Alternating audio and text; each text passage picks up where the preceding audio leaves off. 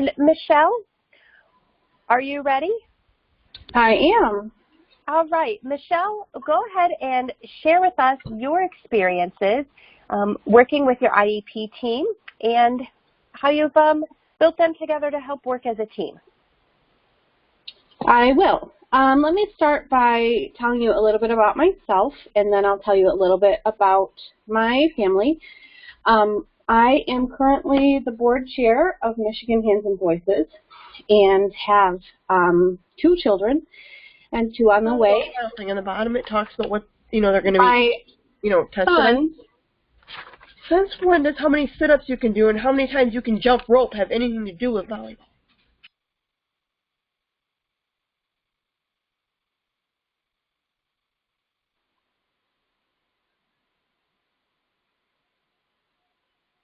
Tabby, can I continue, or are we waiting a minute?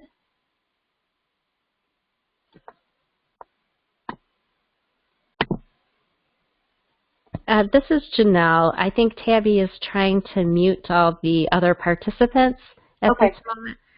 But if you are on and you're not muted, maybe you can mute yourself up on the top to help us to make sure that this goes smoothly. Oh, there we go. I think we're back. I think we are. I'm so sorry. That's okay.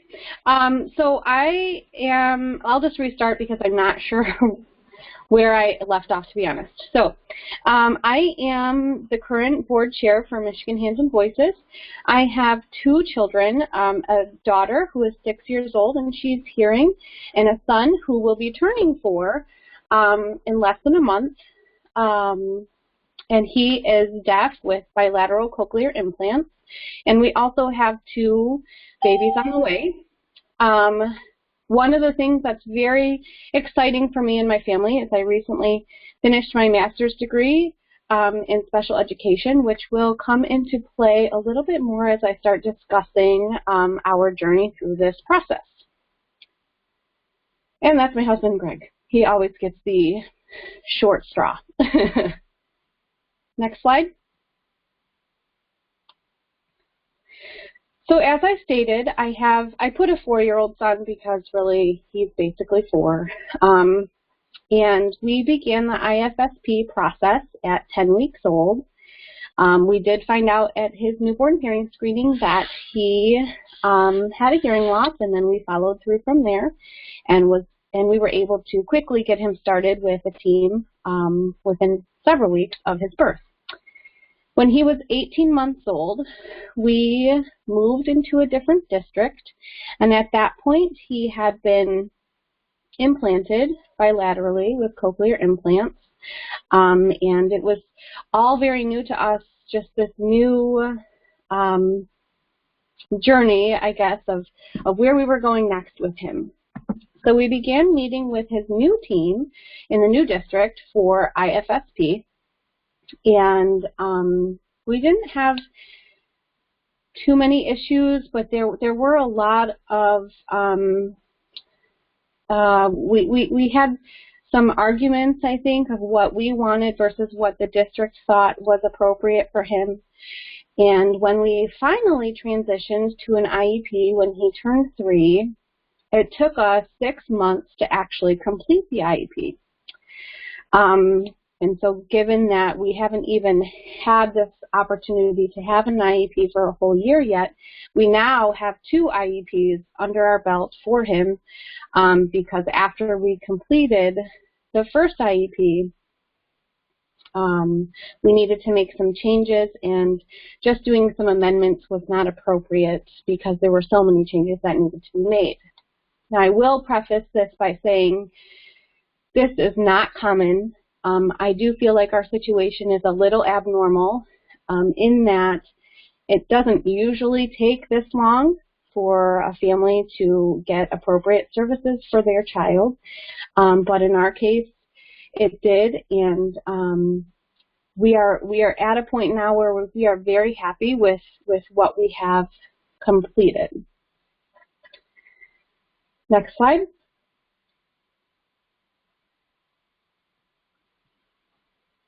So to start building our team, I have you plus me equals us.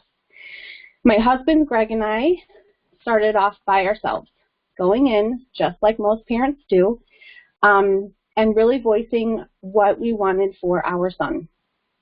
We felt very strongly about him having access to sign language, as well as having access to other deaf peers.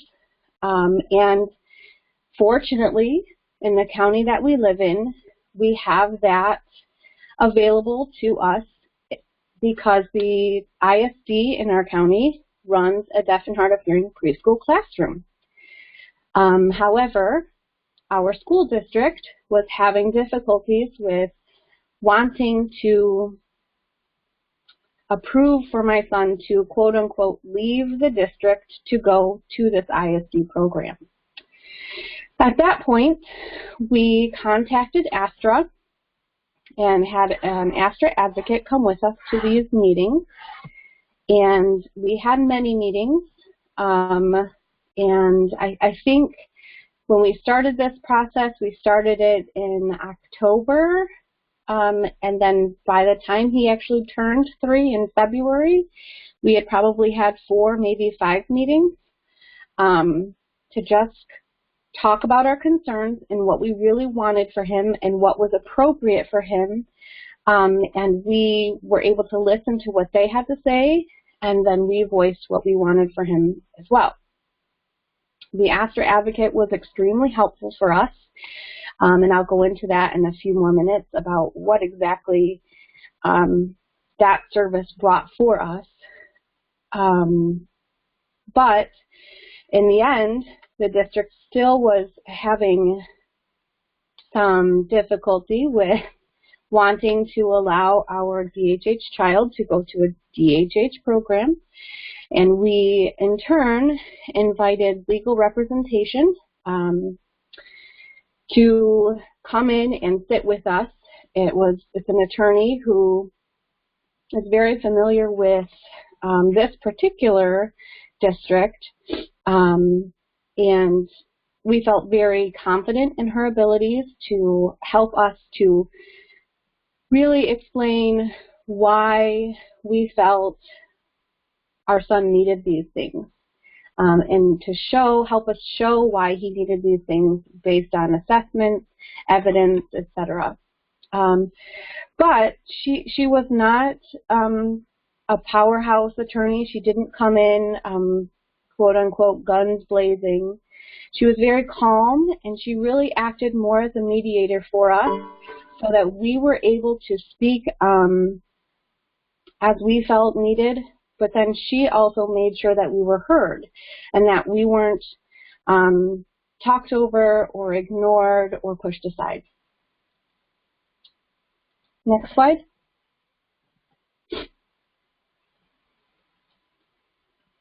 So what we learned through this process, we did end up filing for due process with the district through the attorney, which again is not something that typically happens, but through that process we were able to get the district to hear us a little bit more clearly and to see through different assessments and other formal assessments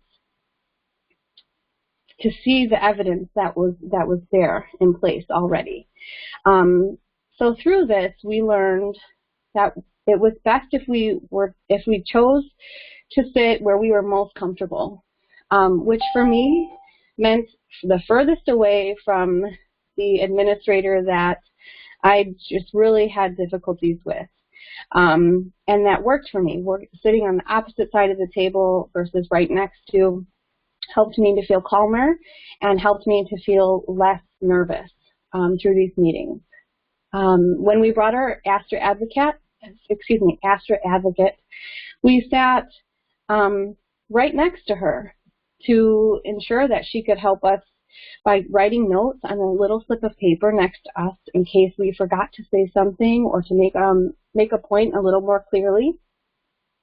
And it was really great because if me especially, started to become too emotional, she was very good at being able to place her hands either on my knee or on my arm or something to keep me from blowing my top. It's really hard, I think, as parents. We all want the best for our children, and it's very difficult sometimes in those situations when you have these professionals who don't necessarily know your child in the way that you do, and they're telling you what your child needs. Very hard not to just shout back or yell back or get too emotional. And she was very good at keeping me calm and asking for a break if I was getting too emotional. I learned very quickly that there were certain topics that would come up that would make me very upset, and I would know as soon as somebody brought up that word or the phrase or whatever it was that would tip me over the edge. I would just say, I would like to take a break right now. And it kept me from yelling, because yelling is not okay, even though you feel you may need to. It, I think, deflects from your ability to look like a respectful parent, and it allows for the district to, I think, pull back on the amount of respect that they show toward you as well. Here we go for the next bullet. Always remain respectful. You know, that's listening and actually listening to what the administrators or the rest of the team has to say. Even if you disagree, you have to listen to what they say. Because sometimes it's not about getting exactly what you want, but it's getting what's best for your child. And that sometimes can mean meeting in the middle with these team members. Stick to the facts. We were very good about showing every single assessment that we had ever had for Miles, and made sure to show that this is the evidence that we have to show that he needs this service. And then finally, show that you're a team player and be open to listen to all ideas. Again, there were some very, very interesting ideas that came out of this, because a lot of the team members aren't necessarily familiar with deaf and hard of hearing students. And even though some of their ideas weren't necessarily ideas that I would find to be appropriate, we still listened, and we accommodated their ability to share so that they would accommodate our ability to share when it was our turn.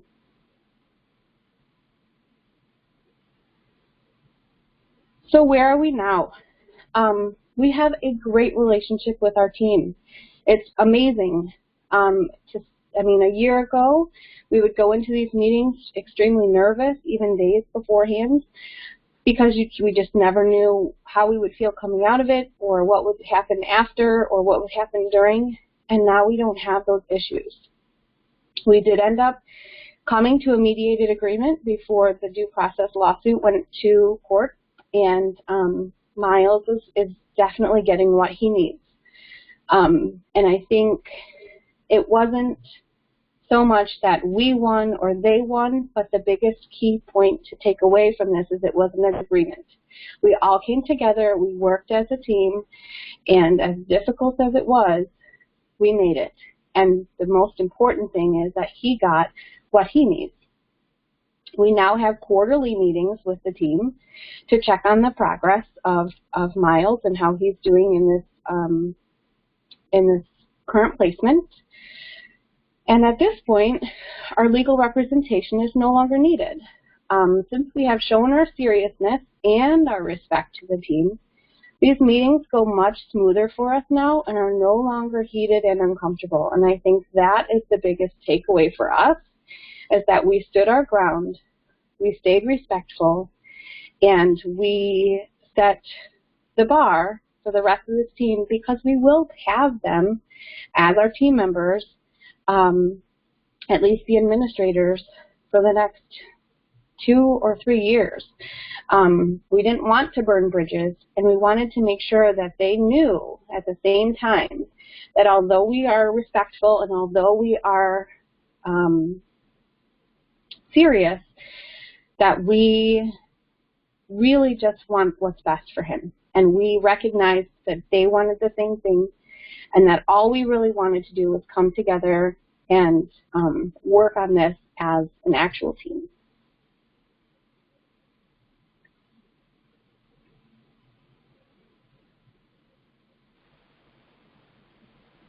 And that is what I have. So great. Thank you so much, Michelle. Janet, are you ready? Let me make sure that you are on. One second, Janet.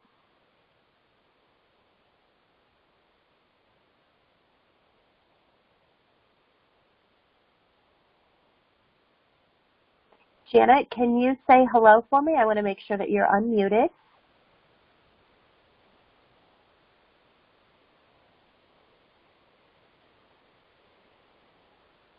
Uh-oh, hold on. Tabby, Try now, Janet. Okay. Can you hear me now? Yes, it was my fault. I'm so sorry. I pushed the wrong unmute. No, there you go. So, right. Janet, I want to welcome you. Janet's from Ohio. Please feel free to take a minute to introduce yourself and share your story with us. Sure. So my name is Janet Mastrangelo, and I'm the mother of a 9-year-old son who has a sensory neural hearing loss. And with a little bit different circumstance, our son is adopted, and he was not identified with a hearing loss until he was 3.5 years old. We were told that he had a normal audiogram after having ear tubes put in. So we had a late diagnosis, and we really identified that through a lot of speech delays. He also has, in addition to his being hard of hearing, he has ADHD and food allergies. So we have a number of issues that go into our IEP process. So throughout the years that we've been in education with him, we've gone through 7 IEPs, and we've amended 2 of them. We've had 3 ETRs, and we've dealt with 3 different school districts. So much like Michelle, we 2 of his experiences or placements have been out of district, and that is where he is currently. So we've had some of the same types of experiences in terms of working with the IEP team to help him understand what his needs are and what the services are that must be provided to help him. So you can go to the next slide. So along the way, I think these are things that I've learned in the IEP process. And I think the first one is that you have to feel free to be involved in this. Parents are invited to IEP meetings, and sometimes then you sit and wait. And one of the things I've stopped doing is sitting and waiting. I immediately, as soon as the IEP invitation or I know it's coming up, I'm engaged with the team to provide input from a parental standpoint. And sometimes that input, they'll give you a form and ask you to fill this out, and I'm fine with that. But if it doesn't have everything on it that I think the team needs to know about what we think is important for Joey, or some additional areas that need to be considered, then I'm always going to add that. I don't feel like I have to follow their format. I can always add what it is that is important for us to make sure that the team hears. And I always do things in writing. As much as I think having verbal communication, oral communication is helpful with the team members, I think it's important also to follow up any information that you provided them with the same thing in writing, so that there's a record of it and you know that they've received it and they have it as a reference. My husband and I request IEP drafts in advance. So during the IEP process, the team's, writing their assessment of the child, their recommendations, their drafting goals, and these documents can be 30 some pages long. And so if you are waiting until you get to the meeting to see it for the first time, it would just be overwhelming. So we always ask to see an initial draft fairly early in the process, even if it's not complete. You know, ask questions, give comments, so that, you know, we're not too far along in the process before we've gotten to, you know, have some feedback about that, and then ask to see further drafts so that by the time we get to the meeting, it's not a big surprise. There's not a lot that we're, you know, unaware of, and we've been able to ask them to consider this or address this if it isn't already in the IEP. And these are some of the areas, again, that we typically comment on in terms of what we think are our child's strengths, needs, goal for the current school year, future goals, and that's really, you know, considering what we want him to be able to do after graduation and in life, and then how can we help? And sometimes I think, you know, I think if we're a team, then everybody has to hold up part of that team. And so we need to consider how can we contribute in terms of supporting these goals and supporting his development, you know, outside of school. And then any other factors that we think that need to be considered. One of the things that I've learned that I think is important is that sometimes I feel like we need to challenge the teams too in terms of thinking about ideas and strategies that might be outside of what they typically do.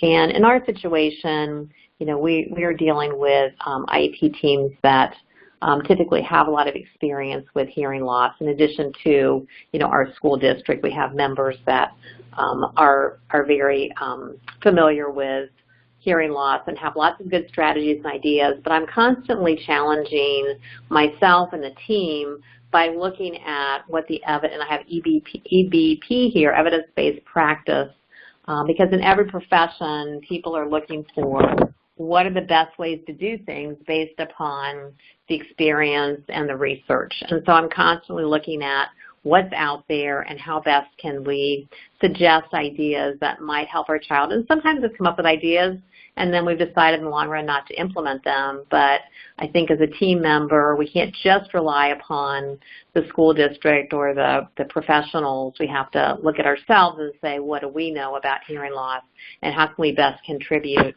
as a parent? The other thing, too, is I think it's really important that you have team members that can definitely be part of your voice. And I think Michelle said this in terms of inviting Astra to be an advocate for them. And we've always had a parent mentor, and that parent mentor has looked a little different for us throughout our process. Initially, it was a parent mentor that represented the school district that we were in. And the school district parent mentor we had did not have any experience with hearing loss. You know, she was a parent in the school district who had a child that had another disability. And so while she was helpful in terms of, you know, helping to look at things from our perspective, she really didn't have the framework of hearing loss. And we found as we've gone down this path and journey that it's important to have somebody who really understands what the needs are of a child with a hearing loss. So we've had a parent mentor from the school district. We've had a parent mentor from the state school for the deaf. And then most recently, we had a parent mentor from Astra. But I think it's always important to have somebody there who can help you as a parent, no matter how many of these you've been through. Your team's constantly changing, your child's constantly changing, and it's important that, you know, you're able to represent, you know, you have that representation as a parent in terms of what your needs are. So one of the things that I think we've had a challenge with at times has just been the length of time that it's taken to make things happen. And I heard Michelle say this too in terms of it took 6 months for her to get to the IEP that she really wanted to be at and have that decision made. So it's something that sometimes it can feel like a big frustration because you feel like you're not meeting your child's needs. But if you are really trying to accomplish what you believe is most important for them in their journey, sometimes you just have to take that time. And so don't feel pressured to agree or sign an IEP until all the changes and all the issues that you believe need to be addressed are resolved.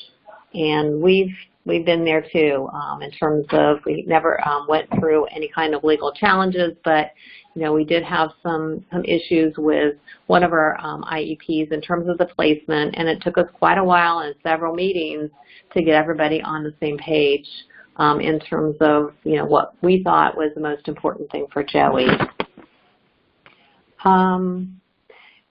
One of the things too I wanted to mention is anything that you think is important to you, you need to make sure it gets on the table. Don't hesitate because there's not a place on the form for it, or they didn't ask you this, or somebody doesn't want to bring it out. Make sure they know that. You know your child the best.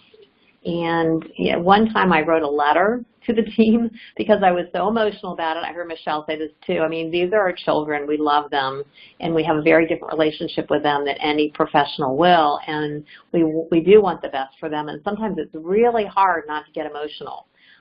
Even though in other areas of your life as a professional, you may not feel that you may be able to control it. In this setting where it's so important to you, and you want to do anything to help your child, it's hard sometimes not to get emotional. So I knew I would get emotional trying to express something to the team that I felt that they really needed to understand. So I wrote a letter and I asked if I could read the letter. And that was a lot easier for me than trying to discuss it or articulate it because I knew I would be emotional. All right, so I've lost the slides on my screen, Tabby, but that's okay. I think, are you guys still hearing me? Yes, we can hear you. Yeah, so I'll just go ahead and go on. So I think that the biggest thing that I have learned, two things. One is that your team will rise to your expectations. If you are a strong member and you contribute a lot and you articulate and you're writing to them and you're engaged with them and you're present on a regular basis, not just during IEP meetings. I mean, the IEP meeting to me is what should really happen when everything is, been done in advance. Then the IEP actually comes together. But it's an ongoing process, and it doesn't happen just for that, 1 month or whatever the time frame is for creating the IEP. It's throughout the year. So if you're involved and you're engaged and you're present and you're challenging both yourself and your family and your child in addition to the team, then I think the team will rise to your expectations. And I think the team will respond to you. And the other thing, too, is that I've learned throughout this process is the team is not a stagnant team. It's constantly changing. So you have to realize that the team is always going to be different. Even if one member in the team changes, you're going to have a different dynamic in that team. So sometimes you feel like you have the team that you love. Everybody's on the same page. Everything is great. They understand you as a parent. They understand your child. And then the next year, the dynamic changes because you have a different team member and you feel like you might be going backwards a little bit. But it is a journey. It is a process. And it just requires constant engagement. And I think that's what I wanted to share with everyone. Great. Thank you so much, Janet. Michelle, thank you too. You both have wonderful stories to share and great perspectives, and I heard so much good information and advice. I want to go ahead and open it up to everybody who has joined us this evening to ask questions, and I think the slides are back. Give me 1 second to unmute all of our participants. As I unmute, if you have kiddos at home who are getting ready for a bath or bedtime and there's a little bit of background noise, please feel free to individually mute yourself on your own phone, and you can take control over that. Hi, Tabby. This is Janelle from Michigan. I am looking at the chat box, and we do have a question that was posted from Anthony. Can we start there? Absolutely. Go ahead, Janelle. Okay. Can you read it for me? Yes, I can read it. All right. The question is, do you feel it necessary to bring an advocate in to ensure that the school is providing all the necessary support?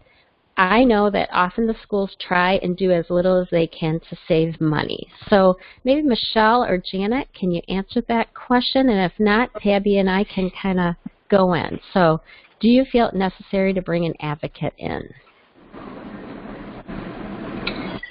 This is Michelle. I think that, you know, I truly think that the districts don't necessarily try to do the minimal. I think in the case of deaf and hard of hearing kids, they don't necessarily know what the appropriate services are for them. I think if you come in with the facts and you come in with information stating that you know or things that can help them to get there as a team, then I don't necessarily think you would need an advocate. However, if you have tried to do several meetings or, you know, you've had several interactions with the team and you really don't feel like they are hearing you or it is getting anywhere, then I feel like it would be okay to bring in an advocate at that point. But I do think it sets a very strong tone if you walk into the first meeting with an advocate without hearing what the district has to say first. I think they get very defensive, as if you are coming in hot and heavy, and they don't always appreciate that. So I think in order to remain respectful for the team or to the team, if you come in with information to back up what your kiddo needs, I think that's the best way to start versus coming in with an advocate from the very beginning. So this is Janet. I just want to add to that. I guess I'm thinking, for me, the parent mentor is an advocate for me as a parent, somebody who can sort of stand back, sit beside me, maybe help to understand some of the, process of the meeting, some of the nonverbals, and afterwards help debrief with me in terms of how did that meeting go, could we have done anything differently? It's sort of like a development coach for me. So I always feel like I need a parent mentor, and that's just me. But in terms of like a legal advocate or somebody who comes in to try to help adjudicate or any kind of legal process, I don't feel the need for that. I mean, I would do it if we got to a point in the due process where we thought we weren't making any progress with our team and we felt that we needed that. I wouldn't hesitate to do that, but I would never start with that. But I think a parent mentor is always helpful.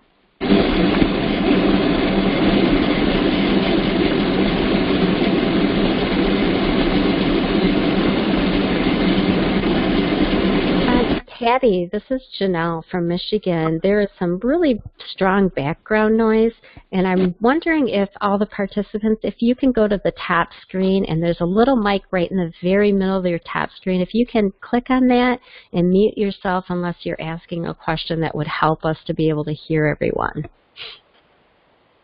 Oh, and it sounds much better, so that must have been what happened. Thank you. Thank you, Janelle.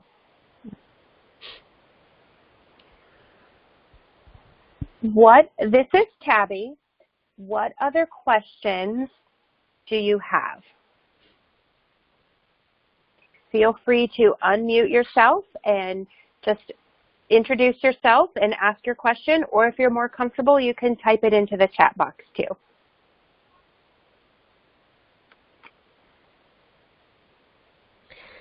Tabby, this is Janelle from Michigan.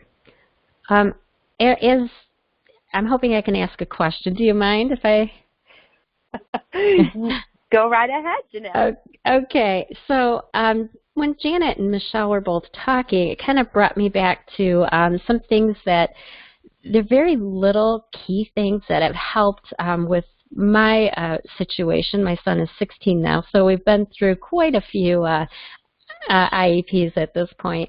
And there were some real little basic things that I think have also made a difference. And one of them is providing some type of water, food, just some things to the team, thinking about their needs throughout the day, depending on what time of the day that you're having the IEP. I know that, if you're meeting very early in the morning, providing a, box of Starbucks coffee or a thing of water or bananas, whatever it was, like thinking in terms of, maybe they didn't get a good breakfast and you want to, just make sure to bring something in. That was something very easy for me to do. I didn't go way overboard. Sometimes all I would bring is some fruit that I had, at home and a couple things of water, and the team members were very, very grateful. If I had any leftover Halloween candy or chocolates after Valentine's, whatever it was, but it kind of like helped. I don't know, it was my way of being, or saying to them, thank you for what you do for my child. And, I know that sometimes they're having several IEP meetings in a row, and it did seem like the team members would soften up and feel a little bit of a connection between us. So I don't know if any of you on the call have done something like that and seen a reaction, but I know this is a simple thing that you can do to kind of build relationships with other people and kind of get to know, what they like, and that you're thinking about them, and I don't want to say you're buttering up to them, but really providing a meeting where you can last a little longer. Sometimes these meetings are, can go 2-3 hours, and having, some refreshments and food has definitely helped.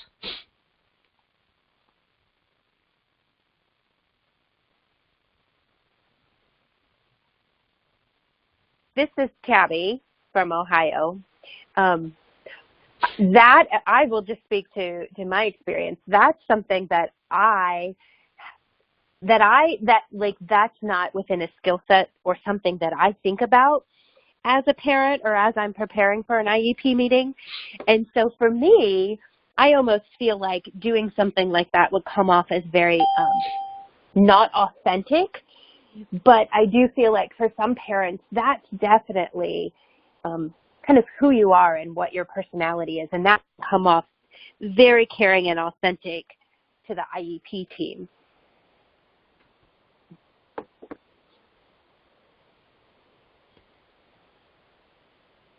But I sometimes struggle with feeling like I have the domestic bones in my body, so maybe that's just me. Well, this is Janelle. Like I said, I really don't go overboard. Bananas and water have been a welcome sight at some point. Just thinking about the time of day that you're having these meetings, it can help. This is Tabby again. But Janelle, you do bring up a very interesting point in that each parent has their own style of advocating too. Mm-hmm. And so through the years, and as you go through IEP meetings, individually, we will develop that style as parents and get to know ourselves more in our own style of advocacy. This is Tabby still. I do have a question that I would like to ask Michelle. Michelle, as you were talking, I heard you say, you never wanted to burn bridges with the school district. And I can imagine that going through an initial IEP meeting and a sequence of meetings in which you had to file for due process and bring in legal representation, I can only imagine how stressful that was. And so my question to you is, how do you know when you are approaching that, when you are beginning to burn a bridge? Like, what were kind of the red flags? Did you get particular responses from school district, or what made you think maybe I need to back off or change my approach? Yeah, this is Michelle. So as I stated in the beginning, I recently got my master's in special education, and I didn't give this information out, but I used to also work for this district before I had children. And so that for me was very tricky because I wanted to make sure personally that I wasn't coming across as this person who maybe they would not want to ever rehire in the future, but then also as someone that they wouldn't want to ever meet with again for another IEP, or be one of those parents that came in and the whole team would go, oh no, not this one again. Because I've been one of those professionals that have said that about other parents. And, you know, I think having gone through situations in the professional area of sitting in on IEPs as a professional and seeing how parents conduct themselves in those situations, and then to see not only what other reactions were from the teams, but my own reactions. I didn't want to have that certain, I think, aura placed around me when I would walk into a building. So I really tried to make sure that, you know, there were a couple occasions where I did lose my cool, and I'm not proud of it, but I'm also not ashamed to say that, you know, I did raise my voice a few times at an administrator, and there were tears, and it was not pretty, but seeing the reaction that I would get back when that would happen, it wasn't warm, it wasn't welcoming, it wasn't, oh, I'm so sorry, I just upset this parent. It was brick wall, I'm going to put this up, I'm going to put my mad face on back at you. And to me, it was like, okay, I can't do that again. I need to make sure that I am keeping myself in check, or letting my husband speak, because he is definitely cool as a cucumber in life. And so I think knowing where my breaking point is and allowing him to take over in those situations really, I think, kept us from creating enemies. Not enemies isn't even the right word, but I guess establishing this stigma of who we are and who we will be in the future. So. Great, thank you.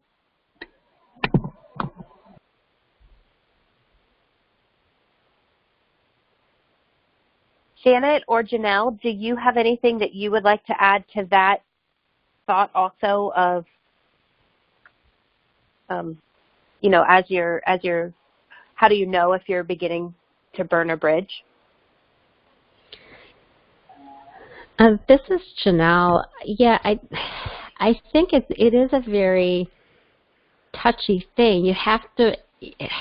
You really have to remain in the moment and not be emotional in order to know that this is happening at all. I know going through the years, there has been times when, as Michelle had explained, where I've gotten emotion.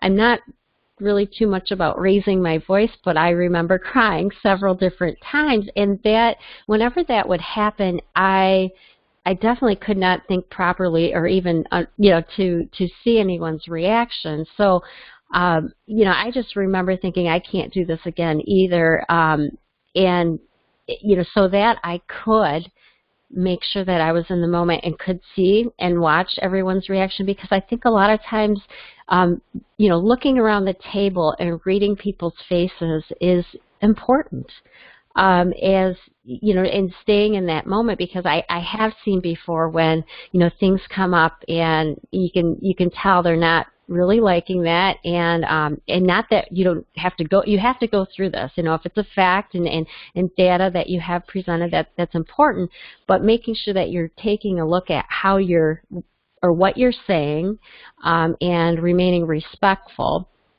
so that you don't make anyone in the room feel incapable of doing their job. I think that that's an important thing, that you've got to, you know, be able to stay in the moment and read the team, and that's not a very easy thing to do, especially when it's your own child. You know, there's all these emotions coming up. So having a team of people with you, say, you know, you're a spouse, or even a friend that came in, or an advocate, and helping them understand your, you know, what may happen and how to help you remain in that way, and to have them be on the lookout to, you know, to hold your hand, or, say ask for a break if they see that you're getting too emotional, not so that you don't go overboard and burn those bridges. That has been one of the best things for me personally, and I know also for other families that I work with, to really kind of understand their tipping point and to be able to, stop that meeting before they go too far. Great. Thank you, Janelle. And this is Janet. The only thing I'd add to that is I think, most of us that have been through many IEP meetings have had that experience of feeling emotional, feeling frustrated, feeling like we're not being heard. And I think Michelle said earlier that one of the important things that we need to do is to listen to. And sometimes I know my personality is when somebody starts to talk and I hear something that I object to, I'm busy formulating a rebuttal in my mind. I'm not really listening. So one of the things I try to do at meetings so that I do listen, even if I don't like what's being said or I don't agree with it, I still try to listen to it as I take notes. And I write down, as much as I can in terms of what other people are saying, because oftentimes you have to step back, after the meeting. You may not, have clear resolution of what direction you're going with the team at the meeting. You have to meet several times, but I think it's important to make sure that you've really heard what they said and sometimes read those comments or what they were articulating, their thoughts, when you're a little bit less emotional, and I think that can be helpful too. Great. Thank you, Janet. This is Tabby. I'm going to open up one last time for any questions from our participants. We'll wait a few seconds, so if anybody is muted, that you can unmute yourself.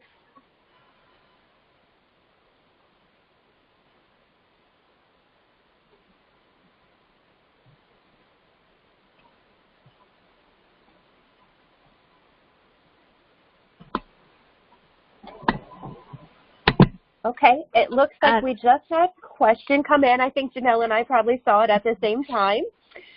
The question is, speaking of reading the team, how do you handle a team member who gets snippy in a meeting and doesn't let your question be heard or answered?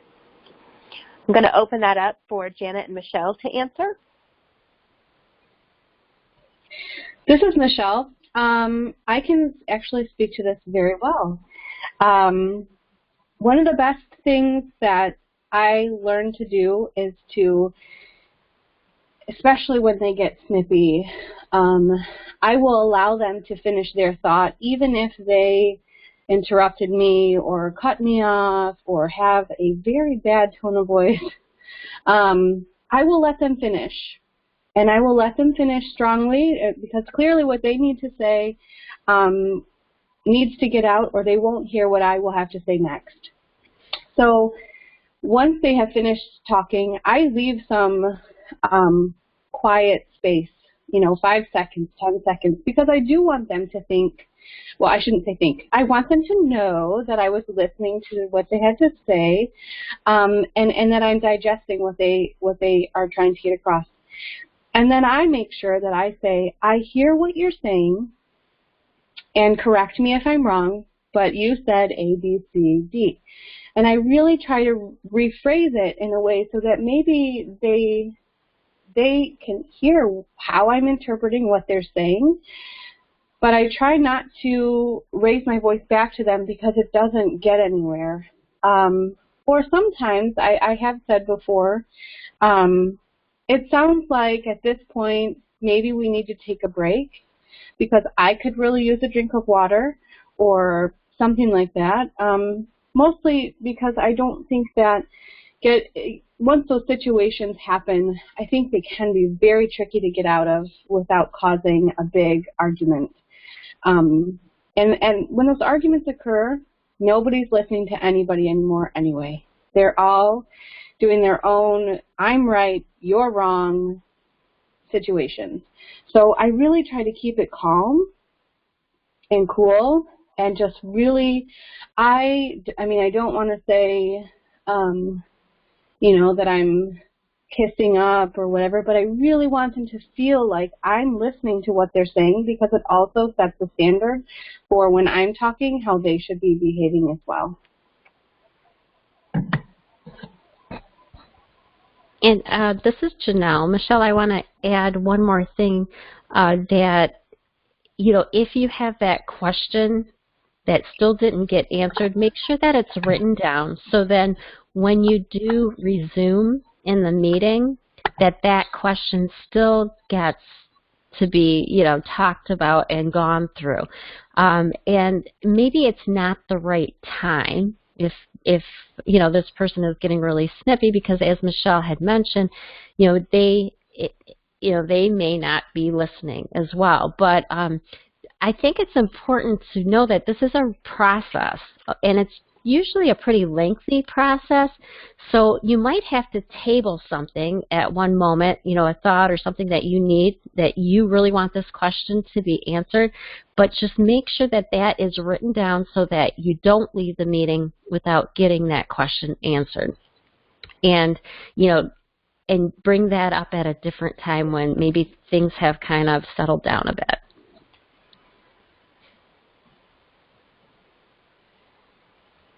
And this is Michelle. I just want to add one more thing, because I think we're probably almost out of time here. But I think, I've only been doing this a couple of years as a parent, and didn't have any experience. My educational background is learning disabilities, so it's quite different from deaf and hard of hearing. But in the last few years, I have really come to realize that it is true what they say about you being the expert for your child. And in many cases, even when we brought in legal representation, or even with some of our team members, they weren't as familiar with deaf and hard of hearing either. And I found myself in many situations where I was teaching about what appropriate needs would look like for my child. And even though I was having a difficult time in the meetings myself, it made me feel very confident in my abilities as a parent and my advocacy skills, because these professionals who were allies for our family were coming to me and saying, so why does your child need these things?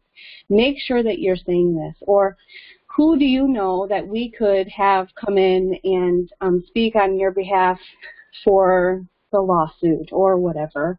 I mean, it really made me feel like, you know what?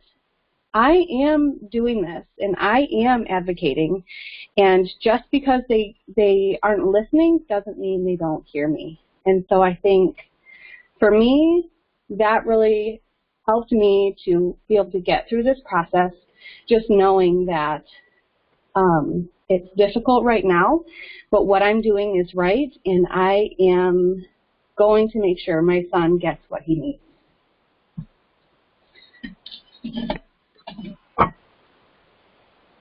Great. Thank you, Michelle. This is Tabby. Real quick, I'm going to ask Janet if she has any final thoughts or wisdom that she would like to share. I think, I guess you just need to go with your gut, and when you know that your child needs something and the IEP team is not necessarily on the same page as you are, you just continue to have to find ways to work with them, and a lot of the strategies that we already gave you, but don't ever underestimate, what you're feeling your child's needs are, because many school districts have very little experience with deaf and hard of hearing children. And we are experts in this, as Michelle said. And so don't underestimate your contribution as a parent. Great. Thank you, Janet. Janet, Michelle, thank you again. I can't tell you how much we appreciate hearing your advice and words of wisdom. I just want to, just a couple things real quick. I want to let you know that as part of our ASTER programming, we have coming up this Thursday a lunch and learn that is at noon, and you can register for that on our website. And the topic for this Thursday is going to be about IEP team members and their roles. So it's kind of a follow-up to Tales from the Trenches. So we can talk about each individual team member, why they're a part of the team, and what we expect from each of them. And so how we can all work together, continuing to build that team. And I know Janelle wanted to add something also about our ASTRA program. So Janelle, please feel free. Yes, I wanted to add regarding our ASTRA advocates, just so everybody is aware, we can act as a couple different things. One in particular is to meet with parents prior to any IFSP IEP meeting, and that's quite advantageous for all of us, so that, you know, we can look over your documents, see where you're at, just kind of like go over the whole experience without even going to the actual meeting with you. And I wanted to, you know, really stress that, you know, by all means, you know, give Ohio Hands and Voices or Michigan Hands and Voices a call or email, and our information is all on our websites regarding, and up on the screen regarding this, because I know myself, I would have loved to have this service early in the process, so that you can just avoid a lot of misery. You know, we are skilled in looking at the IEP drafts and pointing out some things that may have not, you know, you may have missed, and so that we can help that way. And by all means, we can go to the meeting if needed as well. And one other thing, we do offer a full-day training in both Ohio and Michigan specific to deaf and hard of hearing students. So that is wonderful for all the parents to be able to attend. And it's a long training, but you'll go away with a lot of great information.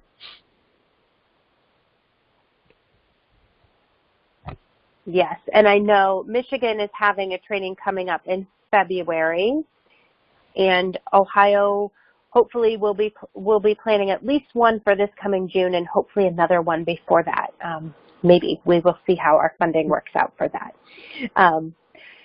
So I just want to take one last opportunity to thank all of you for coming this evening and joining us for our first series of Tales from the Trenches, and to let you know that our next Tales from the Trenches will happen on March 25th, and we will be discussing how to determine appropriate placement for your child. So we will have other parents coming in to tell us about their experience deciding placement as an IEP team. So thank you all again. If you have questions, please feel free to reach out to Ohio Hands and Voices or Michigan Hands and Voices at any time. Thank you again, and stay warm. It is super cold out there. Thank you, Tabby. Thank you, everyone. Thank you. Have a good night.